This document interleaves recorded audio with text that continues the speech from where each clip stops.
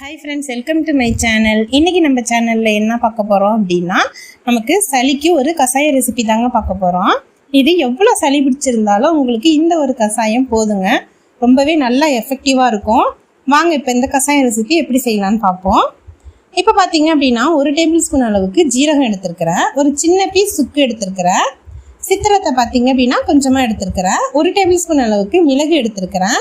இந்த இலை பாத்தீங்க அப்படினா ஓமவல்லி இலை அப்படி இல்லனா கற்பூரவள்ளி இலைன்னு சொல்லுவாங்க, இது ஒரு 3 இலை எடுத்துக்கறேன்। 1 டேபிள்ஸ்பூன் அளவுக்கு தனியா எடுத்துக்கறேன், கொஞ்சமா துளசி இலை எடுத்துக்கறேன்। இப்போ பாத்தீங்க அப்படினா நான் கொஞ்சமா பனங்கல்கண்டு எடுத்துக்கறேன்। இதுதான் இந்த ஜாமானை வச்சு தான் நம்ம இன்னைக்கு நம்ம சளிக்கு ஒரு சூப்பரான ரெமெடி பண்ண போறோம்। ரொம்பவே எஃபெக்டிவா இருக்குங்க, இது நீங்க கண்டிப்பா ட்ரை பண்ணி பாருங்க। இப்போ இருக்கிற நமக்கு மழைக்கு கண்டிப்பா எல்லாருக்கும் சளி பிடிக்கும்। இப்போ இந்த மாதிரி கொஞ்சம் கொஞ்சமாக நான் எல்லாத்தையும் தட்டிக்கிறேங்க। நீங்கள் தட்டாமல் முழுசாகவும் போடலாம், ஆனால் தட்டிட்டு சேர்க்கும் போது பார்த்தீங்க அப்படின்னா ரொம்ப எஃபெக்டிவாக இருக்கும்। இப்போ மிளகு தனியா ஜீரகம் 3யுமே நான் இப்போ போட்டிருக்கிறேன், இதை நல்லா தட்டி எடுத்துக்கிறேன்।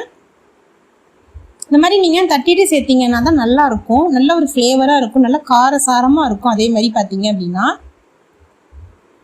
மற்ற கசாயம் மாதிரி நீங்கள் குடிக்க பயப்பட வேண்டாம், இது நல்லாவே குடிக்கலாம்। இப்போ பார்த்தீங்கன்னா நம்ம இவ்வளவும் சேர்க்க போகிறது இல்லை, சித்திரத்தில் ஒரு சின்ன பீஸ் சேர்க்குறேன், சுக்கும் பார்த்தீங்க அப்படின்னா கொஞ்சமாக நான் சின்ன பீஸாக தான் சேர்க்குறேன்। இப்போ இதை நல்லா தட்டிட்டு வந்துடணும், இந்த மாதிரி இடிகளில் போட்டு நல்லா தட்டி எடுத்துருங்க, நீங்கள் அம்மியில் வச்சு கூட தட்டி எடுத்துக்கலாம்। இப்போ இந்த ஓமவல்லி இலை கற்பூரவள்ளி எது வேணாலும் சொல்லுவாங்க, இந்த இலையும் சேர்க்குறேன்। இப்போ கொஞ்சமாக துளசி இலையும் சேர்த்துருக்கிறேன்।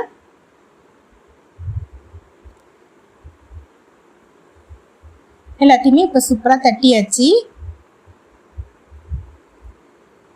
உங்களுக்கு நல்ல தொண்டை கரகரன்னு இருக்குங்கும் போது கண்டிப்பாக இதை ட்ரை பண்ணி பாருங்கள்। பனங்கல்கண்டை நம்ம தட்ட வேண்டாம், நம்ம தண்ணியில் போட்டு கொதிக்க வைக்க போகிறோம்। இப்போ பார்த்தீங்க அப்படின்னா ஒரு பாத்திரத்தில் 3 டம்ளர் அளவுக்கு தண்ணி சேர்க்குறேன்। இந்த தண்ணி பார்த்தீங்க அப்படின்னா நமக்கு நல்லா கொதி வரணும், இந்த அளவுக்கு கொதி வந்தோடனே இப்போ நம்ம ஏற்கனவே தட்டி வச்ச ஜாமான் எல்லாத்தையும் சேர்த்துட்டேன்। இப்போ இதை மூடி போட்டு சிம்மில் வச்சு குக் பண்ணணும்। உங்களுக்கு 1.5 டம்ளர் அளவுக்கு தண்ணி வற்றணும், நம்ம ஊற்றுனதில் பாதிக்கு பாதி நமக்கு சுண்டணும், அப்போ தான் நமக்கு நல்லா எஃபெக்டிவாக இருக்கும்। இது பார்த்தீங்க அப்படின்னா ஒரு கால் டம்ளர் அளவுக்கு குடித்தா போதும்।